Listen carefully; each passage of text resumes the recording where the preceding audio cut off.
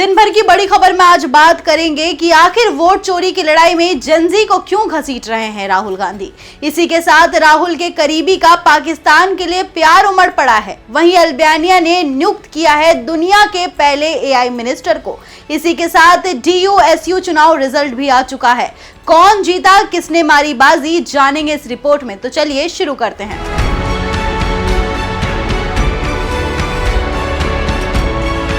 नेपाल में बीते दिनों जेनजी क्रांति के बाद अब उसी जेनजी की गूंज भारत में भी सुनाई दी है।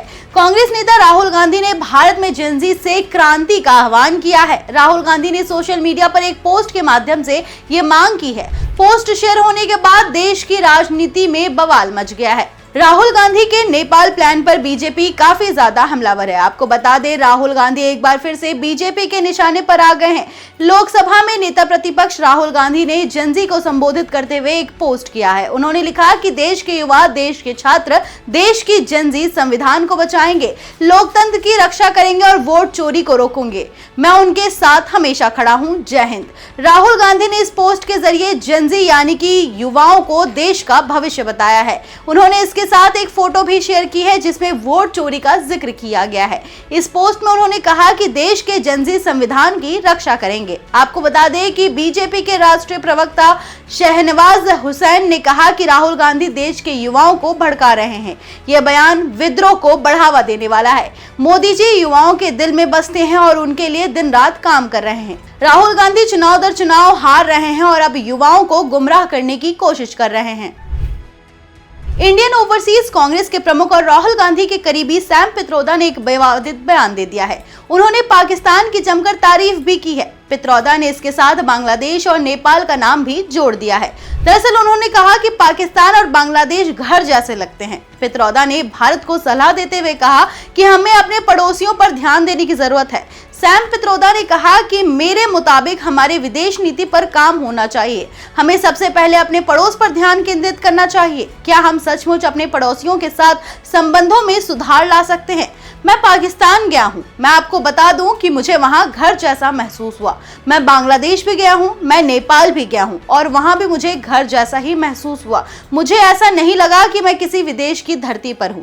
आपको बता दें कि सैम पित्रोदा के बयान के बाद एक बार फिर से कांग्रेस की मुश्किलें बढ़ सकती है। भारतीय जनता पार्टी कांग्रेस को पहले ही देश विरोधी करार दे चुकी है। अब बयान को भी भाजपा भुनाने की पूरी कोशिश करेगी। ये पहली बार नहीं है जब पित्रोदा ने विवादित बयान दिए हैं। इससे पहले 1984 में हुए सिख दंगों पर कमेंट करके फंस चुके हैं वो बुरी तरह। पित्रोदा ने दंगों को लेकर कहा था कि दंगा हुआ तो हुआ। दिल्ली यूनिवर्सिटी छात्र संघ चुनाव में इस बार ABVP ने धमाकेदार जीत दर्ज की है। अखिल भारतीय विद्यार्थी परिषद ने अध्यक्ष पद समेत 3 महत्वपूर्ण सीटों पर कब्जा किया है, जबकि कांग्रेस के छात्र संगठन NSUI केवल उपाध्यक्ष पद पर ही सीमित रह गई। पिछली बार के मुकाबले NSUI को 1 सीट का नुकसान हुआ और अध्यक्ष पद भी ABVP के हाथों चला गया। इस बार DUSU के अध्यक्ष बने आर्यन मान हैं। हालांकि छात्रों को ये जानकर हैरानी होगी कि DUSU के अध्यक्ष पद पर कोई भी सैलरी नहीं मिलती है, यानी आर्यन मान को सीधे तौर पर कोई भी वेतन या मासिक पैसा नहीं मिलेगा। लेकिन इस पद का बजट काफी ज्यादा बड़ा होता है। जीतने वाले संगठन को कुल 20 लाख रुपए का बजट दिया जाता है, जिससे छात्र संघ गतिविधियां, सांस्कृतिक प्रोग्राम, इवेंट्स और रिसर्च प्रोजेक्ट पर खर्च किया जाता है। इस पैसे का इस्तेमाल व्यक्तिगत लाभ के लिए नहीं किया जाता।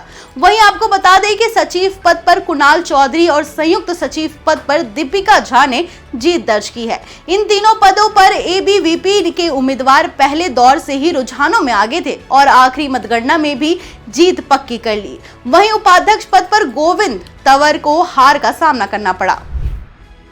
दुनिया में पहली बार एक AI मिनिस्टर ने संसद में भाषण दिया है। ये AI मिनिस्टर अल्बानिया की है, जिनका नाम डिएला है।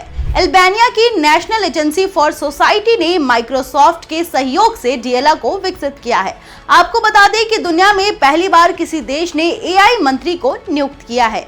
अल्बानिया की संसद में अपनी पहली स्पीच में डिएला ने कहा कि विपक्ष उनकी नियुक्ति को बार बार असंवैधानिक बता रहा है। वो विपक्ष के इन आरोपों से आहत है। डियाला ने कहा कि वो सिर्फ इंसानों की मदद के लिए है और उनका मकसद इंसानों को रिप्लेस करना बिल्कुल भी नहीं है।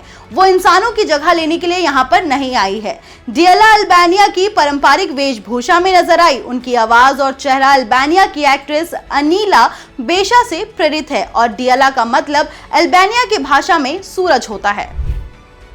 अब आखिर में बात थोड़ा धार्मिक कर लेते हैं। अयोध्या में भव्य श्री राम जन्मभूमि मंदिर में लगातार श्रद्धालुओं की सुविधा के लिए काम किए जा रहे हैं। इसी क्रम में अब भक्ति की राह और आसान होने जा रही है। अब रामलला के दर्शन के बाद 1 लाख श्रद्धालु एक साथ इस मंदिर की परिक्रमा कर सकेंगे। इसके लिए मंदिर परिसर में एक विशेष सुरंग का निर्माण किया गया है, जिसके जरिए भक्त सीधे मंदिर से निकास द्वार तक पहुंच सकेंगे। आपको बता दें कि रामलला के मंदिर में परिक्रमा के लिए श्रद्धालुओं के बीच टकराव न हो, इसके लिए एक टनल का निर्माण भी किया गया है। मंदिर की पूर्व दिशा में 200 मीटर लंबी टनल का निर्माण किया गया है, जो भक्तों की सुरक्षा और सुविधा के लिहाज से बेहद अहम मानी जा रही है, जिसके जरिए श्रद्धालु मुख्य द्वार से नीचे होकर सीधा निकास द्वार तक पहुंच सकेंगे।